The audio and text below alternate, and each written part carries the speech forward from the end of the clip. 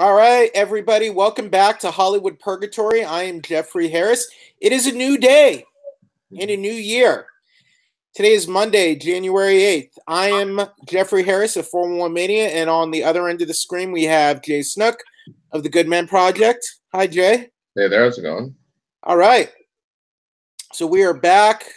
The Golden Globes are in the books. A lot of things to go over. And I don't know about you, but it's a really rainy day too. At least here it is. It's been rainy here in Los Angeles, here in Southern California today as well. It was a pretty rainy kind of day, but we need the rain sometimes too. It doesn't rain a lot. True, it's raining a lot in Sac, that's for sure. It's nuts. Lots and lots of rain. So here is the lead news item I wanted to lead us off with. So this is there was talk about this before, but now it's official. So Amblin Television and Warner Brothers Animation will be teaming up with Hulu to bring back Animaniacs. So the popular 1990s animated show, it kind of came on after Tiny Toon Adventures. Steven Spielberg is coming back as executive producer. That's the same Academy Award-winning director, Steven Spielberg. The show has been given a 2-season straight-to-series order for Hulu, and it will be debuting in 2020. So this will be a premium streaming series release for Hulu. So I guess Hulu's going to be doing some more original kids shows now, kind of like Netflix has been doing that. You know, with your Voltrons, and they announced She-Ra and a bunch of other shows, and they've done a lot of DreamWorks cartoon shows recently. So now Hulu's going to be doing some of that as well. So you heard the news, Jay. What was your reaction, and what did you think about Steven Spielberg reviving Animaniacs? It's mixed, to be honest, because I liked Animaniacs. It had a lot. What? Why? Let me explain why. Because Animaniacs was a good show. Okay. It had a lot of good characters. Heck, Rob Paulsen obviously had a blast being on there, as well as Marissa March did as, Brain and Pinky, So there was a lot of good stuff Rob there. Paulsen was also he was also Yakko. He was Yakko Warner. Yeah. So it was a good show, and it had a lot of good stuff. But I don't know. I think I need to see more before I really get excited for this. Because you want to see the final product to see before you get too excited about it, right? No, a trailer. I want to see a trailer. Okay, a trailer. Because, well, I mean, look. Because this is a project that could be good, but it could go real bad too if something's done wrong. And it's something that, should it be redone? I don't know. I mean, I like the original. That's a good question. We don't know too much about it. It's still 2 years off. So we're not going to be seeing any results for a while. True. It's probably going to be a while before we even see a trailer. I mean, 2020 is 2 years away. Yeah. All we know is that Steven Spielberg is working on it. We have no idea if the original cast and crew are even going to be there. Now, when you talk about Animaniacs, I mean, Steven Spielberg was not the main guy. You had a whole, the creator of the show was Tom Ruegger. Sorry if I'm not getting that right. So to me, you would need that. You would need some of the other great writers. You would need I mean, it's not just Steven Spielberg. You would need Tom Ruegger. You would need, let's see, who else did you have here? Rich Aarons, Sherry Stoner. Wonder if she's still working on animation today. I mean, to me, there are a lot of parts of this whole puzzle that we don't know if they're there yet. And the biggest thing for me is the voice actors. Are the original voice actors going to come back? All of the original talent, Jay, are still active. We know Rob Paulsen, he's still active. Trez MacNeille is still active. Jess Harnell. So that's Yakko, Wacko, and Dot. Maurice. Okay, we know Pinky and the Brain. Pinky and the Brain will be in the show. Maurice LaMarche is the Brain, of course. He tweeted about the news, but we don't know if they're going to be coming back in it. Do you think they have a show here without this original voice cast? No, And also, you have to remember, wasn't this where they had Good Idea, Bad Idea? This is where that came from, right? Maybe. Yeah, I want to say this. Like, they also had the singing cat. Yeah, that was Animaniacs. Was that? You're right. Good Idea, Bad Idea was Animaniacs. And the singing cat was Animaniacs, right? Right. You had Buttons. You had a bunch of little characters in there. You had Buttons and Mindy. You had Aunt Sally, the kind of that kind of snarky squirrel and her little nephew. It's just like, I want to be excited, and a part of me is like, hey, it's cool, it's coming back, but okay. Look at some of the shows they've done lately. You like the new DuckTales? I like it, but it doesn't fill my mind, right? It's not the same. I thought you loved DuckTales. No, I like the new one. There's some really good episodes. But it's not as good as the original. No, it's not. Okay.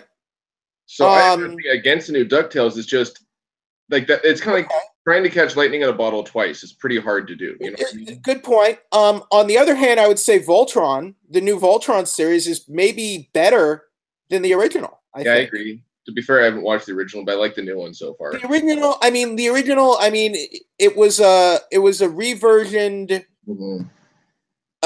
series of Japanese anime, and the new show is completely original. It's new animation. It's a new story. It's not like they've rewritten basically an old anime series.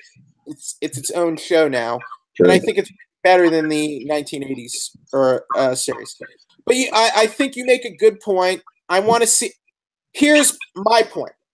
Unless you have all those voice actors, Rob Paulsen and Maurice LaMarche, and Jess Harnell and Tresme, without them, there's no show. And you have to remember too, Rob Paulsen's going to be voice actor for the Ninja Turtles, so he's going to be doing. I mean, not voice actor, voice director. So he's being a voice director for that. He's doing for the new series they're doing? Yes, he's the voice director. I didn't hear about that. Yes, he's the voice director. But not the 2012 series that just ended. The next series. No. The new one that Nickelodeon is doing, where April's going to be African American, is he's going to be the voice director for that. See, I didn't even hear that. I know Andrea Romano. Andrea Romano, who was the casting director and voiceover director for Animaniacs, she's semi-retired now. I don't know. I think she pretty much is at this point, I think. What was that? I think she pretty much is retired now, to my knowledge. I think she's still doing I think she did Voltron for Netflix. I think she's still working a little bit, but to me, I feel like she would come out of retirement for this, for at least a season. I don't know. It's hard to say, because she's getting ready to, hang up everything. She's getting ready to do that. Okay. So I don't know.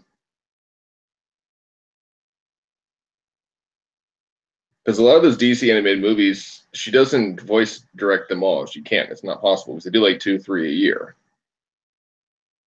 Well, I mean, just anime. I think, considering her history with the project, I think I would like to see her come back for Animaniacs. I would like to. I don't know if she's willing. If she's up for it and willing to do it, I would love it if she comes back, because to me, she's just as much a part of this show's success as everyone else. She cast. I mean, think about how much you like Pinky and the Brain. She cast Rob Paulsen and Maurice LaMarche as the Brain, and directed all those shows. So that's important. Here's the good news to come out of this. So with the new show, Hulu has also brought back Animaniacs, Tiny Toons, and Pinky Elmira and the Brain, and Pinky and the Brain. So basically, all the old episode, all the reruns are now available on Hulu. So now part of this deal is all of the whole archive is now available to stream on Hulu. And I think that's good too. So at least you want to watch whatever season or episode you want of the old shows, now those are available. So that's one good thing to come of this, I think. So maybe Rob Paulsen is going to voiceover direct this show. It wouldn't surprise me. Like he's going that direction, because he's doing it with Ninja Turtles. I mean, I feel like even if he did that, he could still play some of the characters. I think. What I really want to know about this show is because it can't be exactly the same. Are they going to try to modernize it, or what they're going to do? Well, I really wonder. I don't know. To me, I mean, you can go back to the old Animaniacs, and they did a lot of. There's a lot of edgy stuff in there. They snuck in there. Oh, I agree. But the thing is, just like, because when you bring a show like this back, things have changed so much in 20-something years. It'd be weird if the show itself had everything like it did in the 90s. It'd be kind of weird, you know what I mean? I don't know what I don't know what the plan is or how they want to do it, but I think we'll see. But you know what? If this does well, I wouldn't mind seeing a return to Freakazoid, honestly, because that was my favorite. I hated that show. Oh, don't even make that face in front of me, or we're gonna stop this right now. Oh, no, we're not. Don't you say anything? Don't you say anything else, Jay? I will turn this podcast around. Okay, let's see what else we have going on here. So, what did Steven Spielberg? So the original series first debuted in 1993. It won several daytime Emmys. How many seasons did it have? What was that? How many seasons did the show have? Let me see.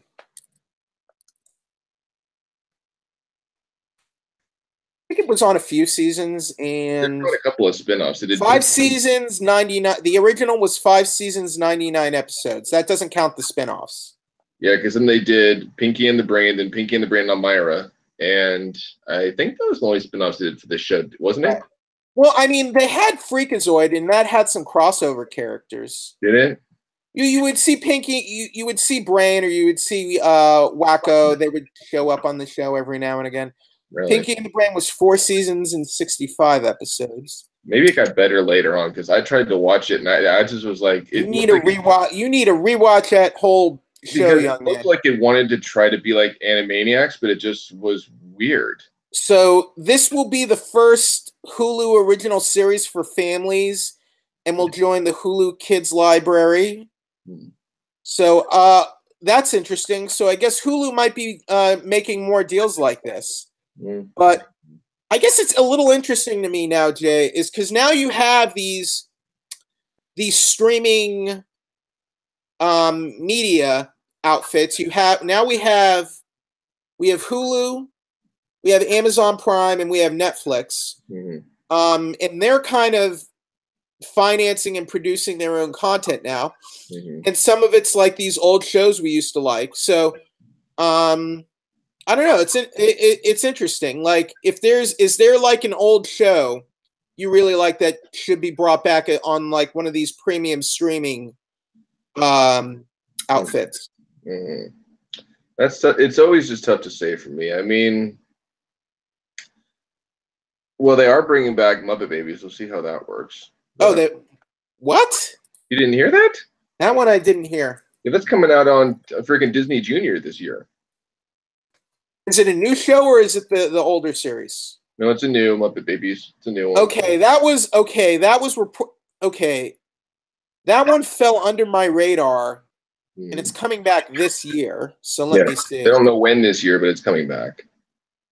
So yeah. Let me see here. That's going to be, I don't know. I don't know either, but you know what? We'll see. Okay, but that's like a Disney animated series, but like, what about, so I guess what I mean is there a show you'd be willing to pay a subscription service for to make a comeback on one of these channels? One of these streaming media channels? I would personally like to see more of Batman Beyond. I'd love to see more of that. I mean, you know what? Let's not rule it out here. A return for any of those DC animated shows. That show only had 3 seasons. Yeah, we got to see kind of a nice wrap up in Justice League Unlimited, but still, right? You know, let's just think about Young Justice was canceled off the air some years back, and now it's coming back on Netflix. So who knows? Wait, was that Netflix? No, that's Netflix is doing Young Justice season 3. It's Netflix. No, one of like a CW is like their Seed is doing it or something like that. No, it's service. It's Netflix. Yeah. It's on the CW Seed though, or something, isn't it? Their streaming service or something like that. Oh, it's no. It's not CW. I think it's going to be the DC Comics digital service then. Something like that. It's going to be some kind of streaming service. Yeah, but it's not going to be CW Seed. It's going to be a new like Warner Brothers DC Comics service, basically. I thought that's what the CW Seed was, because that's for the Ray and the Freedom Fighters, isn't it? Yeah, but CW is for the CW. CW Seed is for the CW. I thought that had something to do with WB. Am I wrong? Well, yeah, it does. It does, but it's not. It's not the new. It's not the new service they're making. Okay. DC digital service to launch with Titans series, Young Justice Outsiders. So that's from Deadline. Which we'll see how that works. Doing a live action Teen Titans. We'll see. So it's going to be a completely new service. Mm-hmm. Okay. So that's Animaniacs coming in 2020 to Hulu. Mm-hmm. And you will need to be a premium subscriber of Hulu to get it. Mm-hmm. So we'll be keeping an eye on that over, I guess, the next 2 years or however long. Yeah. So, geez, all these old shows. We got Muppet Babies. We got Animaniacs. I think X-Files is coming back on for another season. Yeah. Roseanne, if you're a fan of Roseanne. Hey, that looks good. I can't wait for that. Wow. Okay. So, a new movie that came out last week was Insidious: The Final Key. Mm-hmm. The last key, but yeah. Give me a break here. I'm sorry. I'm just saying that's what it's called. It's the new Insidious movie, The Last Key. The movie wasn't very memorable for me, in case you didn't know, Jay. Mm-hmm. So this is the latest installment of the Insidious franchise. Mm-hmm. It's the fourth movie, but it's set before the first one. So it's set whenever the first one came out. It's set before that, and it has the ghost detective dude, Specs and Tucker. It has Lynn Shay back as Elise because we know what happens to her later on.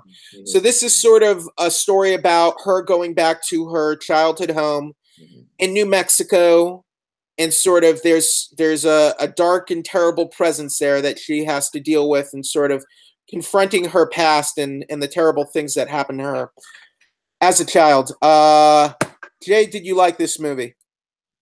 It was okay. It was good, to be honest. I did not like this movie at all. But here's my problems with this film. I did have a few problems with it.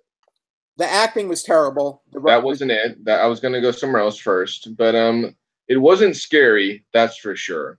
The last one I jumped a lot more than I did this one. But my biggest problem with this film was those two assistants. They were annoying as hell. Every scene they were in, I thought they weren't. I thought they were generally amusing in the first two films. This film, I'm like, you're just sucking all the air out of the room. Well, they were there. I know why they were there. They were there for comic relief, but it was just they were annoying real fast. They weren't funny and just like, they just dragged. I get that they're not ladies' men, but when they were hitting on like the young women who were like Elise's, like they were basically her nieces, right? Yeah. They were her brother's daughters. Yeah. And like I'm like, this is kind of creepy, Mm-hmm. They kind of creep me. They were kind of like just these. They were. This film was bad. It was not. To me, the first two films are solid horror films. This was not.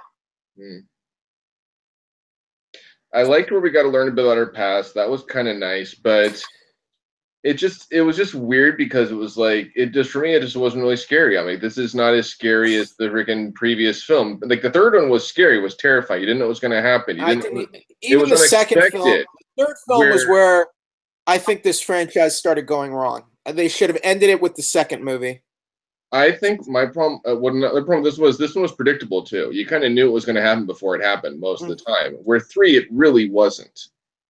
So it was just weird. I didn't. To me, the writing and acting were bad. The acting was really clunky. The dialogue was clunky, and none of it was believable.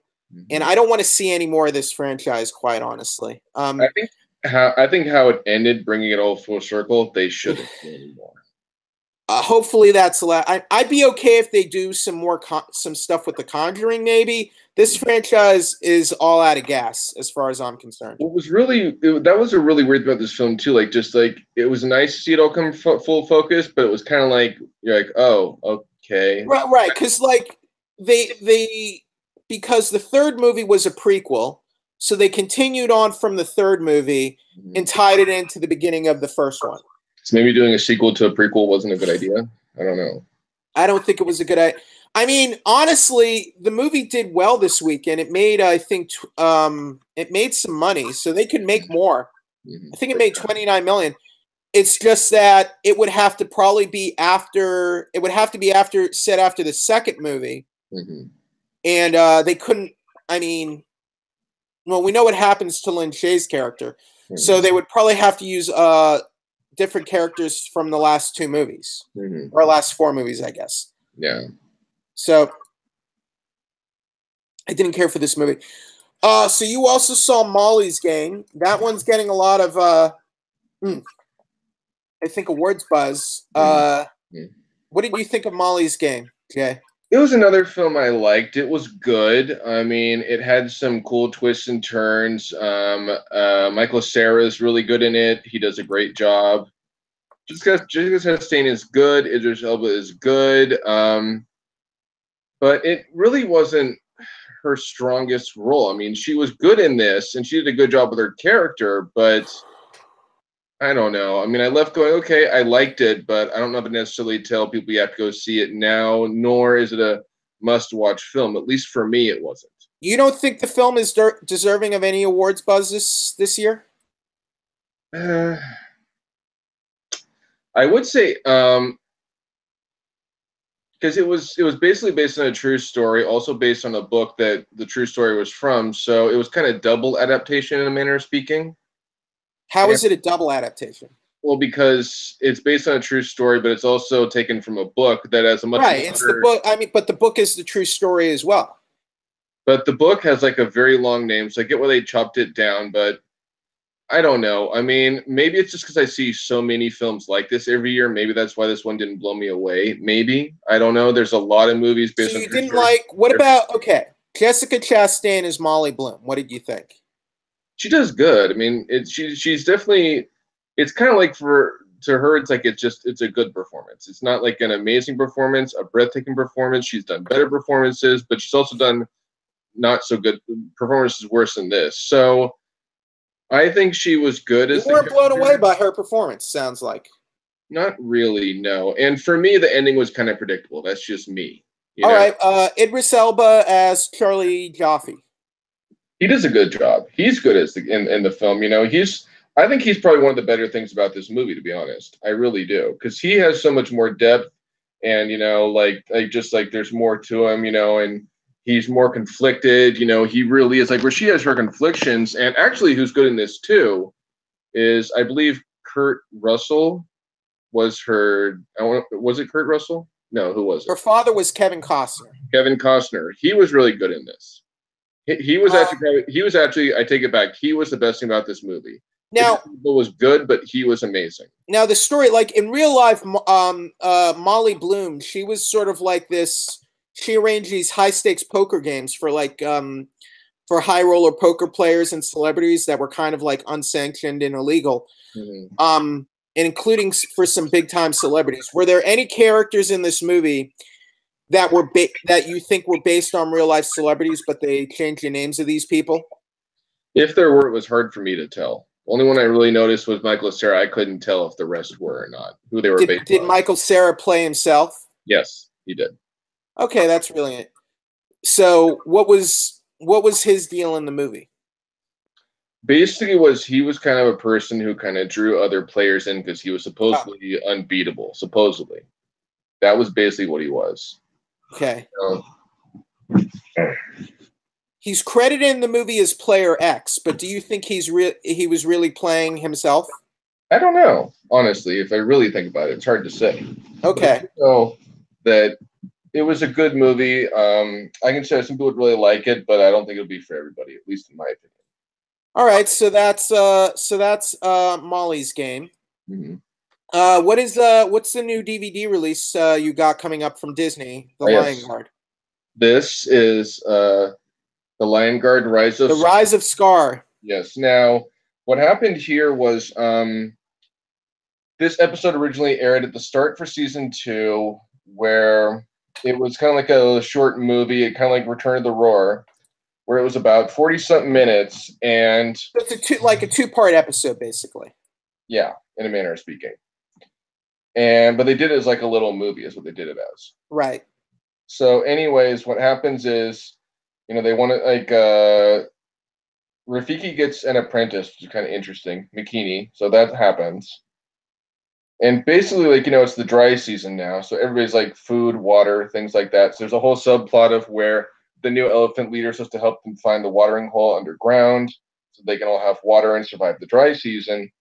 And then at the same time, Jonj and his crew are trying to, the hyenas are all trying to, get food. And they decide, thanks to Ashari, who interestingly enough is voiced by Christian Slater. It's kind of interesting. He's a snake, like a cobra, wants to help them find a way. He's doing a lot of these cartoons lately, isn't he? Yeah. And what happens is he wants to help them bring Scar back because originally Makini sees Kion talking to Mufasa in the clouds. And somehow Ushari finds out about it too and goes, hey, you know what? Maybe we can bring back Scar too. So it's kind of interesting because you get to see the little backstory of, how, bad lions kind of can be seen in fire where good lions clouds. That's kind of interesting. So what's a little interesting. What is the deal with Christian Slater showing up in all these cartoons lately? He's in Lion Guard. He's in Milo Murphy's Law. He did Justice League Action recently. What do you think's going on there? I don't know. Maybe he's just having fun doing some voice acting work, Yeah. I mean, and so this he had a big comeback, with Mr. Robot and all that. So this episode itself, for me, when I first watched it, I expected Scar's going to come back immediately, and that's not really what happens. It's not a spoiler at this point because this thing came out months ago, at least a month or two ago. So you don't even really see Scar come back at the end. Now, the cool thing is David Oyelowo voices Scar. He does an amazing job voicing Scar. He is really, really good. The same guy who was in Queen of Catway and was in United Kingdom. And so they didn't get Jeremy Irons? No. Oh, Yellow. Yes. And is that how it's pronounced? I think so. I want to say that's how it's pronounced.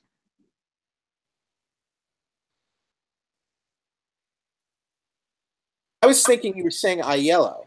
I know. It's spelled like Oilowo. Right, maybe that's how it's pronounced. I don't know. He also plays Callus on Star Wars Rebels. So he played Scar in this special. Yeah, and he's really, someone who's kind of upcoming actor too. He's done a lot more voice work lately too. He's done a lot of good stuff. And so you get to see that episode. That's the main episode on. There's also 4 other episodes. Oh, he was in Selma. One that's and one that's really cool where he I think he was also in the Butler. I think he might have been in that. Right. But an episode I really liked in here because there's the Trouble with Galagos, there's Jonj's new crew, there's baboons, and there's Lions of the Outlands. And what's really cool about Lions of the Outlands is where there's a hyena friend that Kion has that says, hey, there's lions in the Outlands. And he goes, what do you mean there's lions in the Outlands? There shouldn't be lions in the Outlands because they don't know about the whole thing with Zira, Scar's mate, and all the lions there. And they get Andy Dick to voice the brother again, the same guy who voiced Kogo in the cartoon movie to voice him on this. And you get to learn the cool backstory. They learn the cool backstory, of why how Scar was when he died. We had Zira and the whole thing in the banishment. So that was really cool to see, and that was really personally, besides Rise of Scar, one of my favorite episodes on this DVD because it's just such an amazing episode, and there's a really good song on there. And it's just really cool to kind of. I would just like them to release season sets besides these kind of like movie releases. I think we need. Maybe eventually they will. I hope they don't like discount the idea of like seasonal Blu-ray sets later on, rather than just go. Because I mean, like these DVD releases, like to me, they're like decent stocking. Like if you want to get something like a little gift for someone, but like nowadays with streaming or like Blu-ray, like you can get like a whole season of content, or streaming you can get all that like you can get a whole season of something, for maybe a cheaper price, and it just seems. I would say the Lion Guard DVD or the one they did for Tangled a little while ago, or DuckTales. Throw a couple other episodes on there. If you're paying for a DVD, give us like 5 episodes. Don't give us like 2. Yeah, I agree with the DuckTales and the Tangled one. I was kind of surprised there weren't Red Blizzards on there, because even with like the Lion Guard ones, they try to be like, hey, it's just this, but then there's other stuff thrown in there too. So it's kind of interesting. All right, so chugging right along, Jay. One more thing I want to say about this.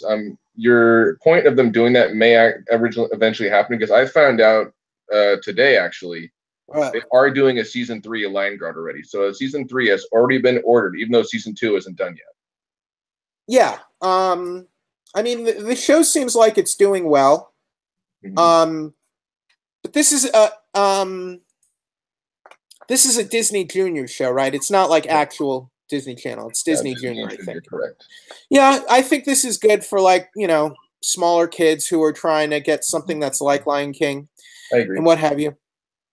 I think it's an okay show. It is. I enjoy it. I like it. All right. So moving right along, we last night was the 75th annual Golden Globe Awards in Los Angeles. So here's what we have. Best motion picture drama was 3 Billboards Outside Ebbing, Missouri. Best picture was one of your favorite movies of the year, Lady Bird, for best musical or comedy.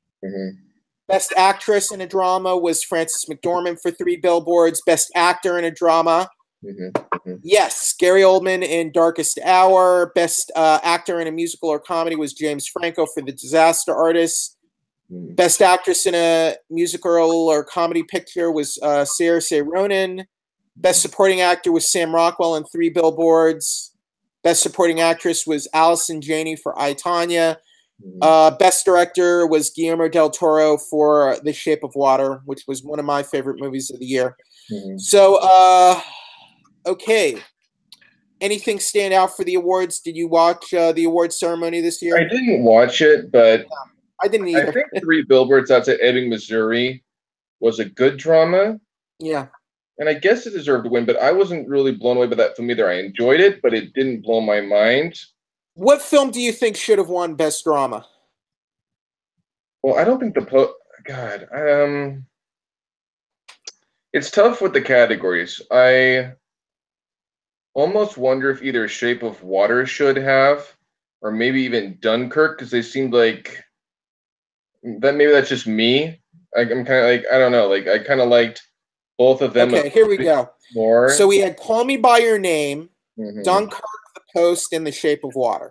Yeah. Yeah, maybe Dunkirk or Shape of Water. That should have just Shape of Water for me. I like Dunkirk a lot. I think Dunkirk is a good movie. It's just missing that kind of. It's missing a little bit of that kind of like rocket fuel to send it over the top for me. And then when it came to the Best Picture, I'm sorry, that made sense. Out of all the ones there, I don't think I've known anyone yet who has said that movie is terrible. At least I haven't seen it. Lady Bird?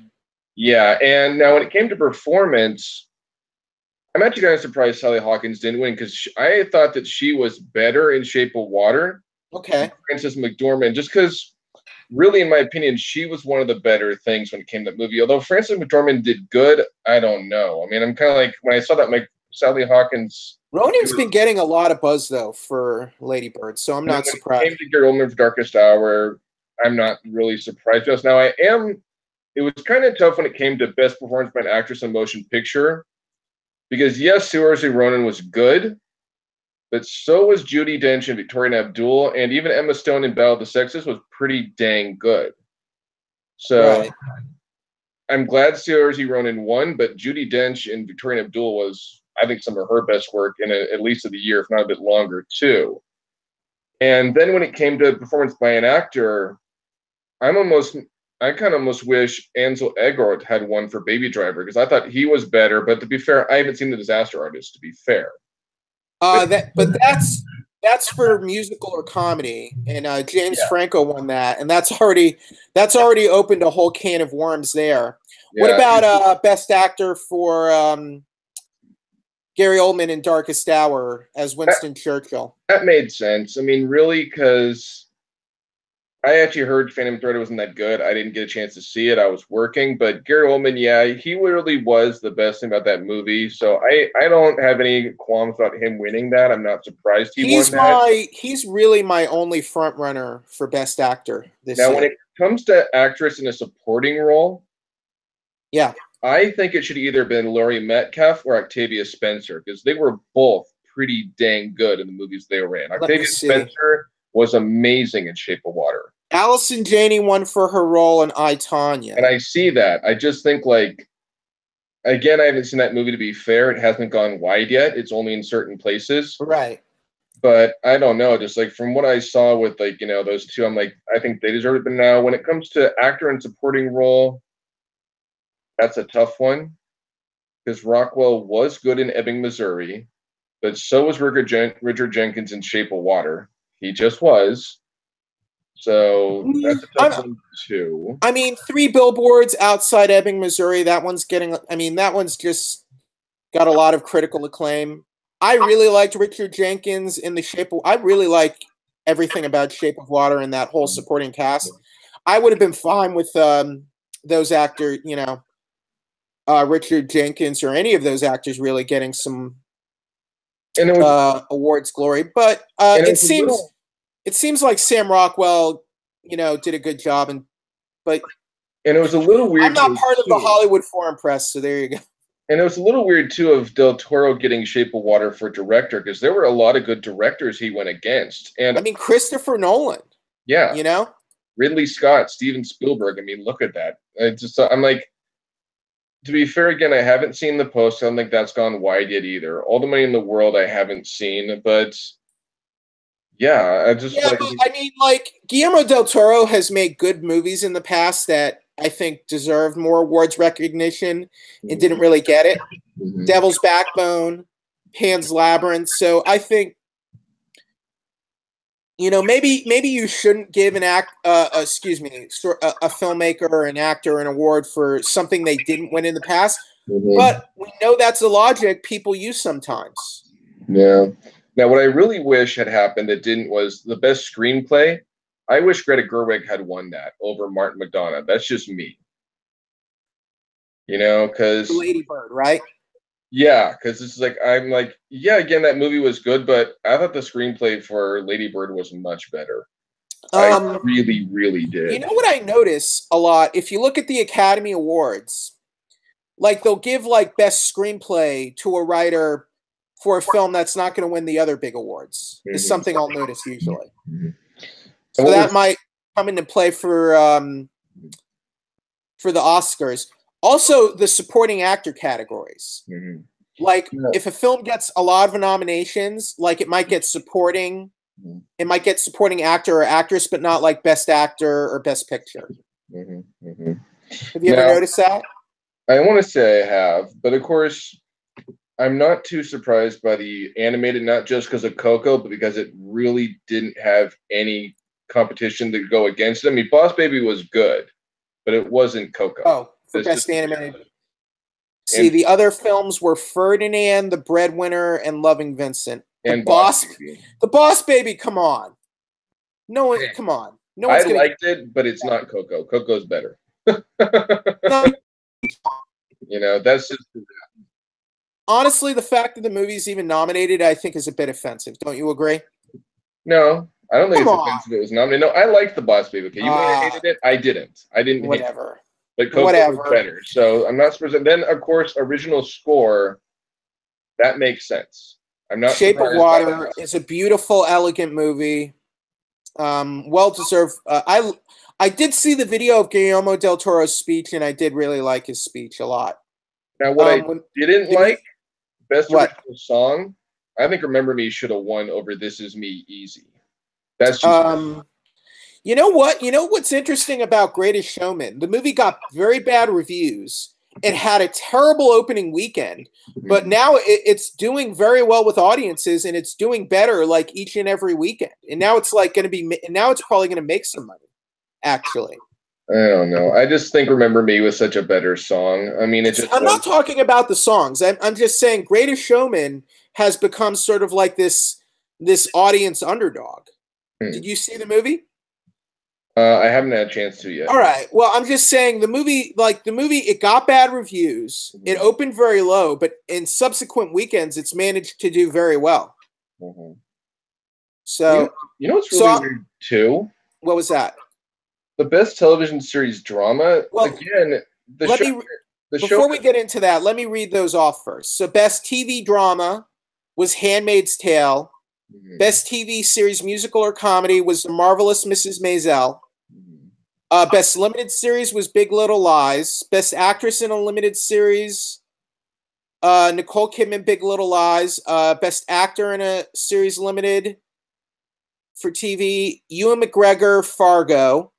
Best actress in a TV series or drama, Elizabeth Moss for *The Handmaid's Tale*. Best actor in a TV series drama, Sterling K. Brown for *This Is Us*. Actress in a TV series, musical or drama, Rachel Brosnahan for *Mrs. Maisel*.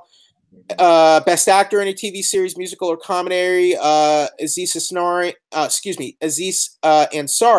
for *Master of None*. Best supporting actor, Alexander Skarsgård for *Big Little Lies*. And that's Best supporting actor in a series, limited series, or motion picture made for TV.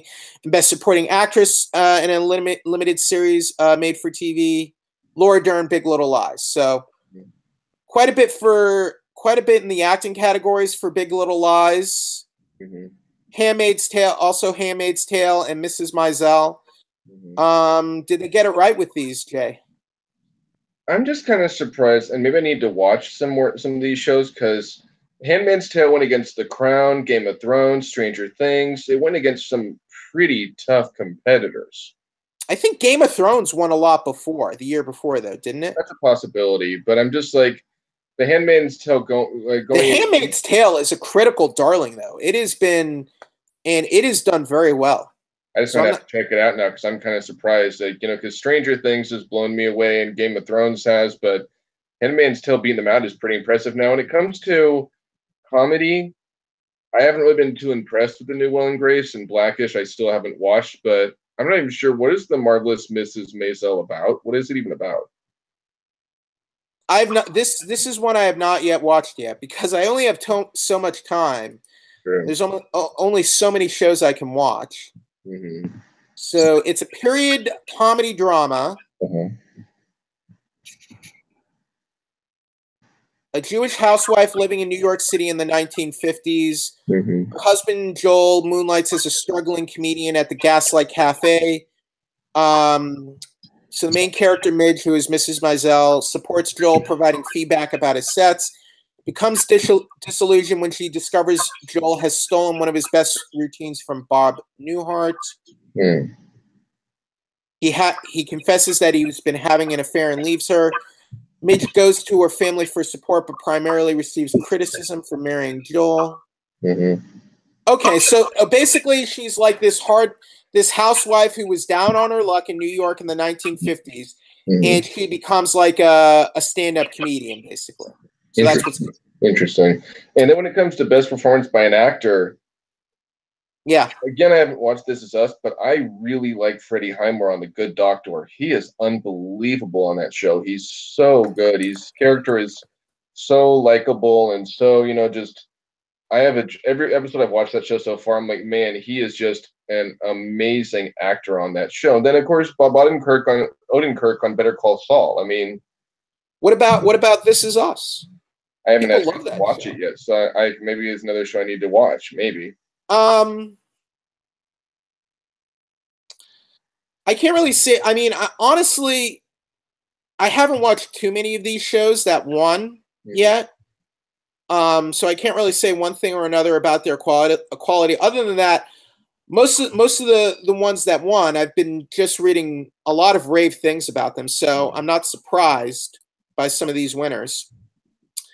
I kind of wish David Harbour had won for Stranger Things because he's been so amazing. But to be fair, he could still win at some point. But Alexander Skarsgård, to be fair, I loved him on True Blood, so I'd imagine he has to be pretty good on Big Little Lies. I'd imagine.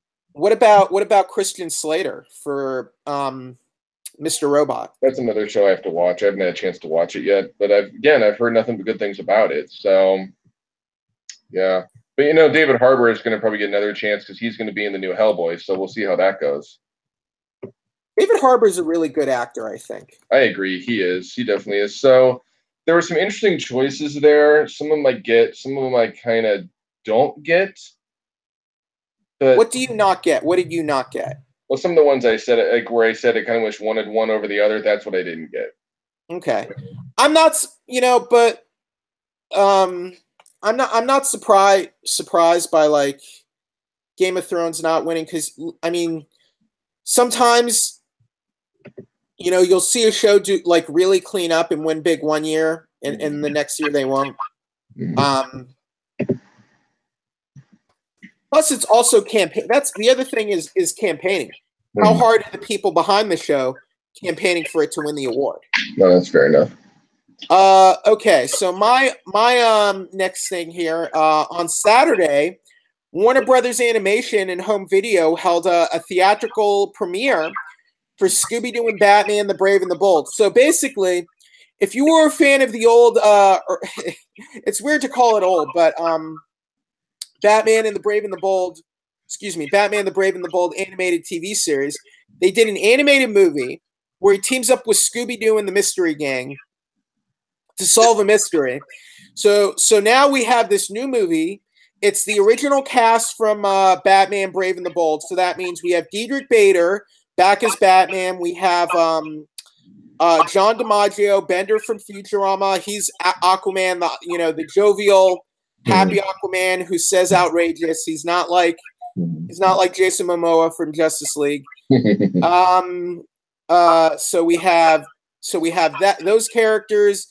And Batman teaming up with Scooby-Doo, and it's a lot of fun.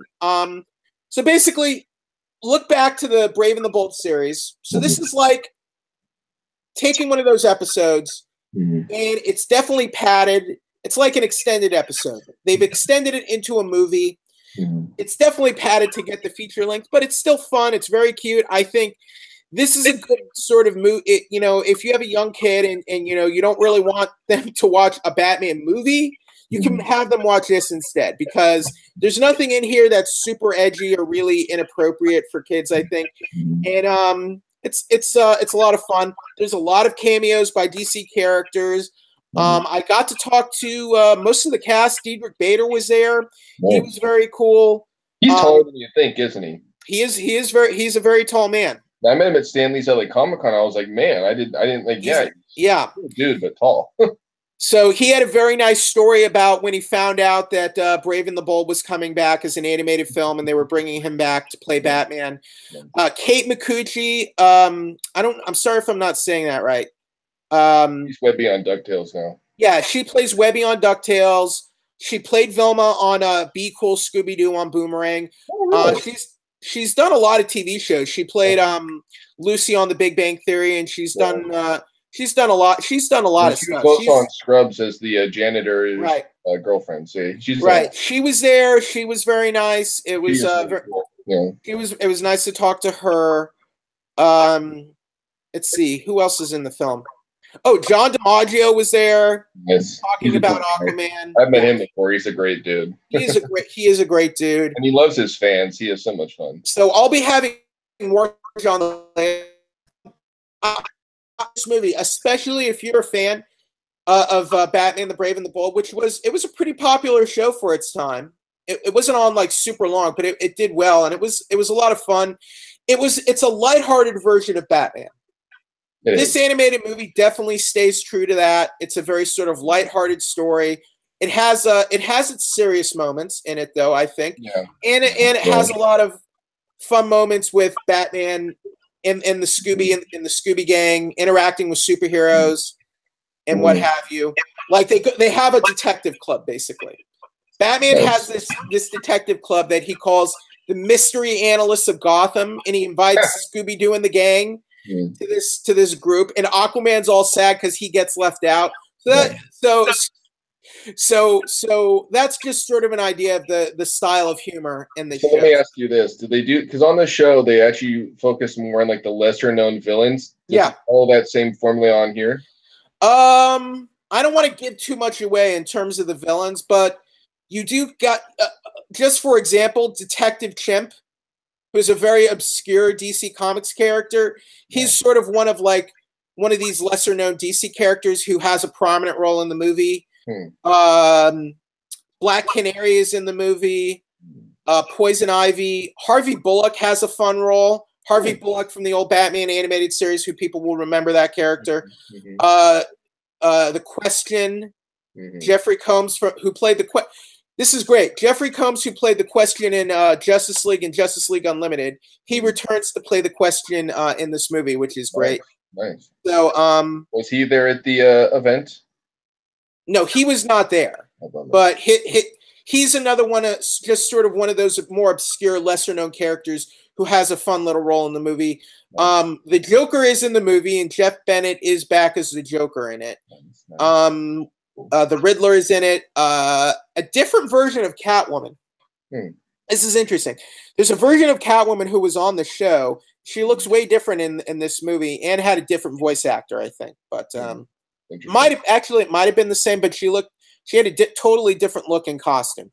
Also, of course, Tom Kenny, SpongeBob SquarePants. He's once again back as Plastic Man. So that was another great. Now, question: this comes out tomorrow, right? Let's see. When does it come out? It comes out tomorrow on DVD and digital. I don't know when the Blu-ray comes out, though. I don't know, but that's the same thing for the Vanguard Return of Scar. Comes out tomorrow on DVD. Right. So this is a good movie. If you have like kids and you want to kind of like get them into Batman, kind of like slowly, take them to watch this movie. Let them watch this movie. It's totally family, kids appropriate, I think. And I'd say that definitely haven't watched the Magic Meister episode. That episode's awesome. Neil Patrick Harris says the Magic Meister, just awesome. Yeah. That's the musical episode from the original series. No, not the. It's the Music Meister. Isn't that what I said? You said Maestro. No, I said Meister. You said Maestro. Whatever I said. Doesn't matter. The point is, it was an awesome episode. Yes, the Music Meister episode, Mayhem of the Music Meister. I think they did another one with Music Meister, didn't they? They did too. I don't know. That's one I saw. That was one of like the best episodes of the show, for sure. And some of the crew was there too. James Tucker from DC Animation there. He's the producer. He's a great guy. I've met him a few times. He's a cool dude. Michael Jelinek, who's like the writer and producer, who also works on Teen Titans and Teen Titans Go. He was there. We had a fun back and forth over his appearance in Teen Titans Go. If you saw that episode recently, so we had some fun with that. We talked about the Teen Titans Go movie coming out. He said, he's waiting for someone to believe. What did he say? He said he's waiting for someone to tell him that it's not real, basically. So I thought that was fun. Nice. So are you a fan of the Brave and the Bold show, Jay? I like it. It's definitely different. I loved where Paul Rubens came in as Batmite. That was that was hilarious. That was a good episode. The thing about that show is they got a lot of interesting people to not only do the cast but like guest stars. They got a lot of interesting guest stars on there. Space Ghost. Yeah, not just Batman and Space Ghost ones. Yeah, not just Paul Rubens, but all these people. Like, how did they get these people on this show? It's amazing. It's because Andrea Romano, man. Andrea Romano was great about that. True. Andrea Romano has directed Steven Spielberg. Like, think about how many people have probably directed Steven Spielberg in something. Andrea Romano has done that. She always gets these great actors and sometimes big names for projects she worked on. You know what's really crazy I saw recently? I watched an episode because I'm watching the original series of Batman now. Yeah. And which original series? The 90s cartoon. The animated series. Yes. And they got the girl who was Captain Janeway to voice a bad guy. This is probably way before she got Kate big. Mulgrew. Yeah, Kate Mulgrew on that episode where we first meet Catwoman in the Red Claw. I'm like, so they get people on that show. Like Ron Perlman was Clayface. It's crazy, the people they had on that show. Right. He was also Orion in Superman and Justice League. It's amazing. Right. You know? No, if you go back and look at the cast list for Batman the Animated Series, yeah, you'll see a ton of interesting voiceover credits. Definitely. Like let's go down here a little bit. Mm-hmm. Richard Mole was Harvey Dent. Nice. Okay, Adriana Barbeau. She was Catwoman in the original series. Mm-hmm. And Arlene Sorkin was Harley Quinn originally, which is interesting. Right. I always thought it was Tara Strong for some reason, but nope, not originally. David Warner was Ra's al Ghul. He's a great actor. Nice. Roddy McDowall was the Mad Hatter. Nice. There you go, Roddy McDowall. Nice. The late Roddy McDowall. John Glover was Edward Nygma the Riddler. Nice. Harry Hamlin, Anthony Tony Romulus. So that's just a bit. All right, so that's just sort of like a few examples. Well, one of the best episodes on there had to be the Gray Ghost one with Bruce Timm being the toy man or the bad guy, the Mad Bomber. Right. And I think wasn't Adam West the Gray Ghost? Yeah, I know. It's just that show is so amazing. I love watching it again. All right, so it was fun to see It was fun to see the style of Brave and the Bold back for this animated movie, and the original actors come back as well. All right, I think it fits better with the Scooby-Doo universe anyway than the cartoon series would from the '90s. Honestly, it's just better. All right, so I think that about does it for us this week. I think so. Any plans to see Paddington 2, Jay? You think you would see that? Oh, I don't know. I'm not in a rush. I didn't see the first. It looks okay, but I'm not in a giant rush to see it. But I know what has you talking about next week. I know that. Yeah, so here's the thing about, we're in January right now, so this is kind of like a dead zone for movies right now. So it's going to take us a few weeks until we get to February and the Black Panther. So for the major... What is happening in the near future, the DC shows are coming back starting the 15th. So those are back, which is kind of interesting. All right, so I'm Jeffrey Harris. You can check out my reviews on 411mania.com or 411mania.com/movies. Jay, where can people find you online? On the Good Men Project, you can definitely find me on the Arts Entertainment section. Once in a while, I write stuff on DV8 Publishing as well, like promos and things like that. So that's where you can find me. All right, everybody, thank you for joining us and letting us into your living rooms or computer rooms or what have you. Have a safe new year, and thank you, everybody. Adios. Bye. Bye-bye.